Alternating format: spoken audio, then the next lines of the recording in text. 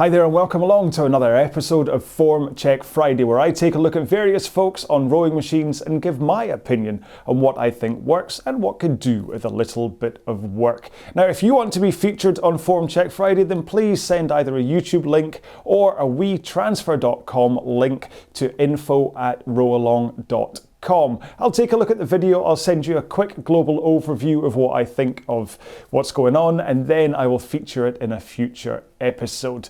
Now today we're looking at Glenn, and then we've got a video from Mike, who after seeing week one's Form Check Friday, thought it might be a good idea for him to make a video about the best practices on a water rower, as being I quite obviously don't have one. And it saves me a few minutes of work. So let's get straight on with Glenn.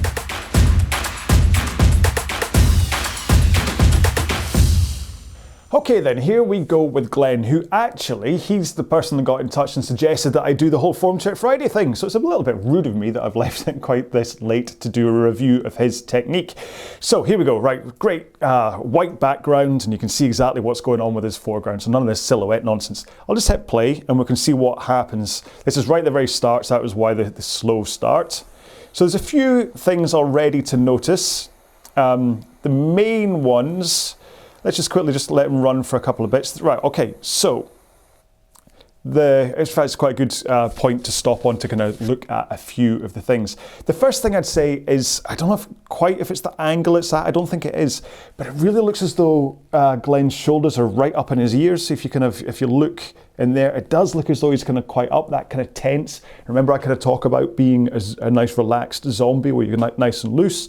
It does look as though Glenn's shoulders are right up in his ears. So that's one thing I say, just to try and kind of concentrate on being a little bit more relaxed.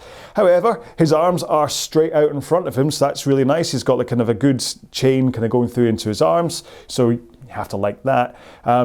His shins, in fact, let's start drawing my wee lines. His shins are pretty much vertical, so that's quite nice. We've got to kind of give him a tick, gold star for that one. Heels, I mean, listen, there's a big discussion really when you talk about heels as to whether heels should come off the foot plate. I'm going to make a standalone video about this because I think it's quite an interesting discussion. But as he's coming forward to get his shins into vertical, you can see that there's a 16-degree rise of his heels off the foot plate. Now the important thing here, I'll hit play, is whether he gets his heels down onto the foot plate at the point of the leg drive, which actually he's not. So if let's see, so boom. So that's when his heels, right there, there we go. So that's the point when his heels actually connect to the foot plate. Now, again, this is kind of part of the discussion about the foot plates thing, is that some people say that they want to drive off the balls of their feet. Some people say that it has to be off like the full foot. Now, the way I think about this is like a deadlift or a squat, where you wouldn't do a deadlift or a squat off the balls of your feet. You want to plant your feet in and explode up, put that, like just plant into the ground and put the power through. And that's how I prefer to do a stroke. And in order to be able to get that hang off the handle, remember I'm big about the hang off the handle, is to really kind of push in, and that way you get that kind of full flow of force. So with Glenn being so late by the point that his heels come down to put in the power, I do wonder whether he's able to get that proper hang off the handle. But there's a bigger issue that comes with this, and this is the next thing I want to talk about. By having the heels so far off the foot plate, that kind of 16-degree rise, what's happening is that by the time, in fact, well, I mean, it's actually not even by the time, but let's go here. So he comes in. So really what I'm getting at here is that Glenn loses this forward tilt. I mean, he's not overly, I mean, he is quite kind of vertical with his back as he comes into the front anyway, but I'll get on and I'll show you what I mean, is that Glenn seems to be kind of rowing in almost like a vertical back as well as vertical shins, instead of having that forward lean, that kind of tilt over the hips into the front of the machine. Okay, so if you can tilt forwards with your back, and so Glenn's much more kind of upright, but then he's coming up with the heels off the foot plates as well, and what that's leading to is a kind of an early lean back Okay, so he's not getting the lean forwards. His lean back is then happening too soon. He's not even holding that vertical position. It's because his heels are coming up. By the time they come down, he's about here, and he's already in a layback, and so everything power-wise is then suddenly coming through his lower back. Instead of, like I say, if you can get that forward lean, and then hang off the handle. So you get up, get those heels down, and then hang off the handle to put that power into the machine, just as a kind of a straight line chain right through your body. Your back doesn't get involved, or at least certainly your lower back doesn't get involved. Your arms aren't getting involved, and you're planting that power in through your heels. And so Glenn's not really getting that, partly because his heels are coming up so high off the ground, but also partly because of that pretty much vertical back. And the forward is more of a rounding of his shoulders, which is happening from that kind of that shrug up that's happening. So it's not, his spine is pretty much vertical, but then that kind of shrug up and forwards is kind of faking. So I'd really like to see Glenn actually think about a kind of a more powerful posture and tilting forwards into the front of the machine rather than kind of like shrugging in through his shoulders.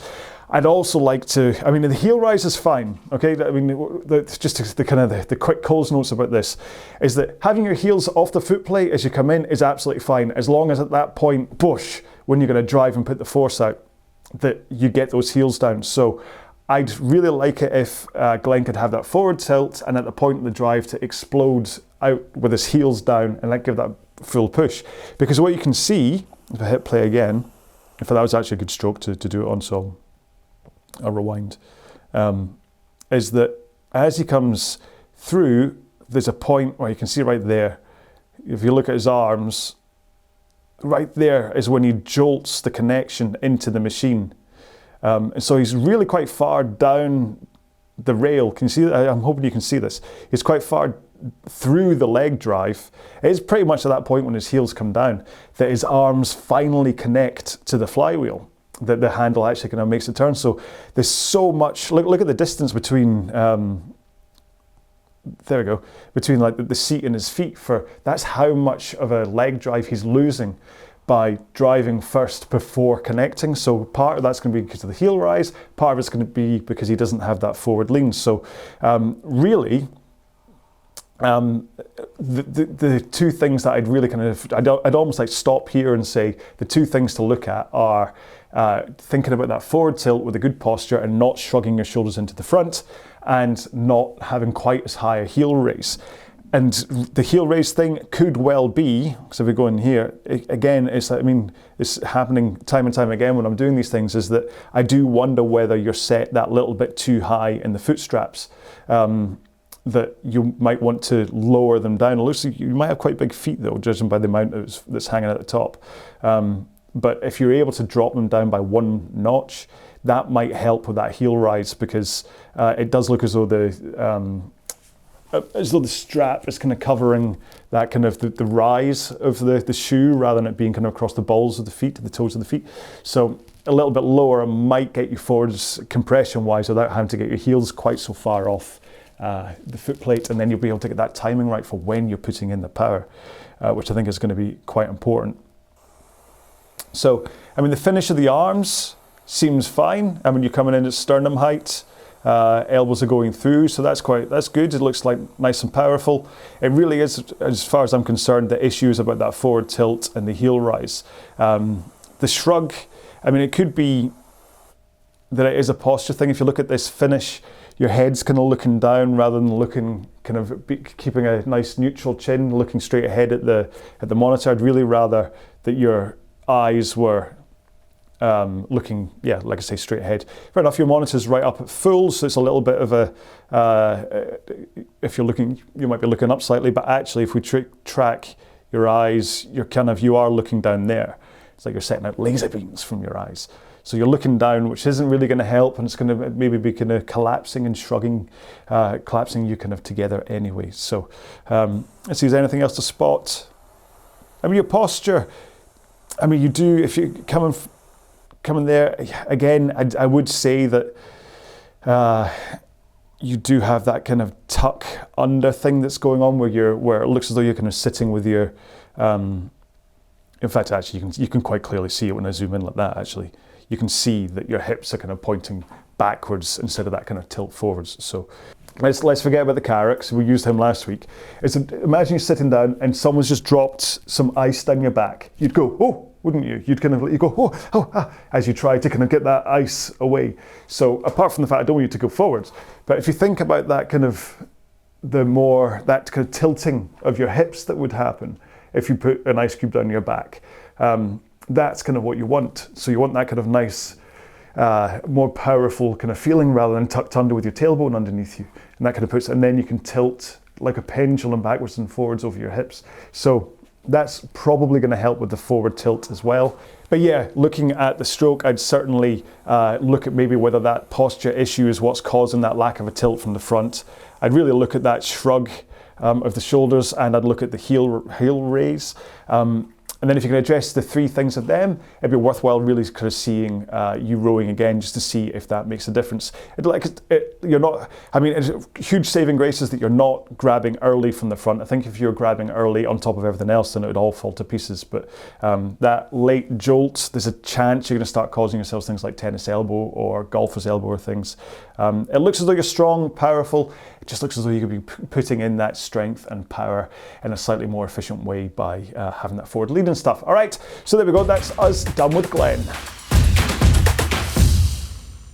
Okay, next up then, we have the video from Mike, who, having seen week one's form check Friday, thought it might be a good idea to make a video about technique, etc., kind of specific to the water rower, as being all I have is a Concept 2.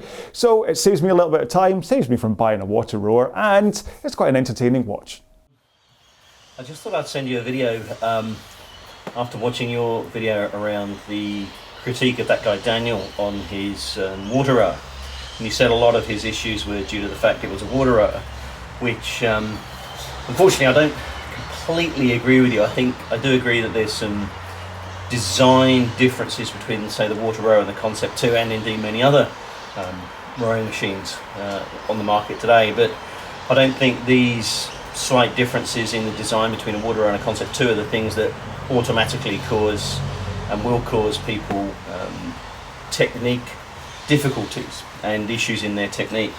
I admit that, you know, with the water rower here, your catch point here in the wheel at the front causes you to lower the handle, but I overcome that myself because I've got the tablet arm here, which I'll put the tablet on and watch your fantastic videos on, which automatically lifts my head up a bit. And you'd mentioned the same yourself in the introduction, you know, set your monitor to eye height, etc. And it's a really, really important thing to do.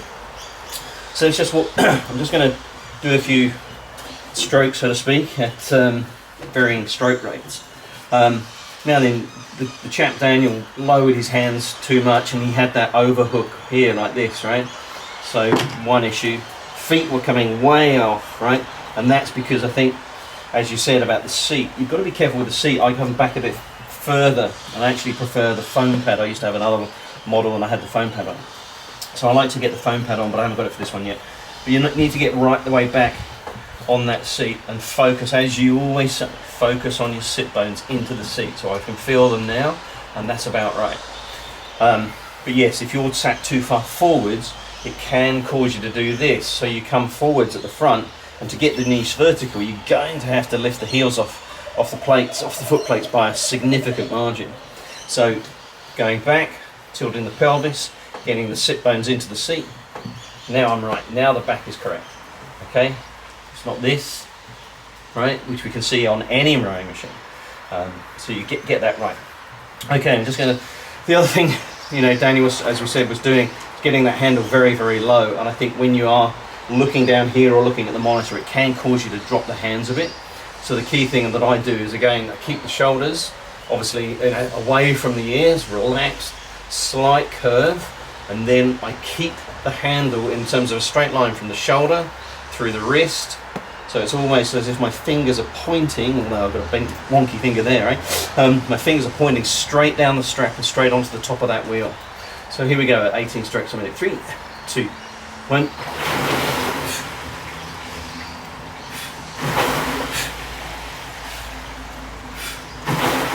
So, again, when I'm following your videos, I'll see you up here on a tablet, and from time to time I just glance down to my right to the monitor here just to check stroke rate and pace.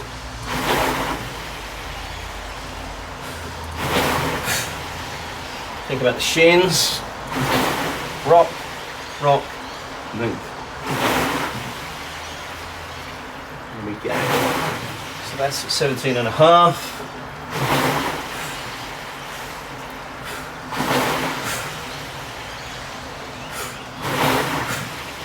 So I'm not trying to hold myself up there as some poster boy of the most perfect technique, but I think I do have to have many of the basics right. Alright, no pulling of the toes. I do have the rock. I do keep the arms straight at the front. I do get the handle away before bending my knees. And I do get my shins just into the vertical. Sometimes maybe a little bit over. So hopefully that helps a few people that are thinking about a water rower.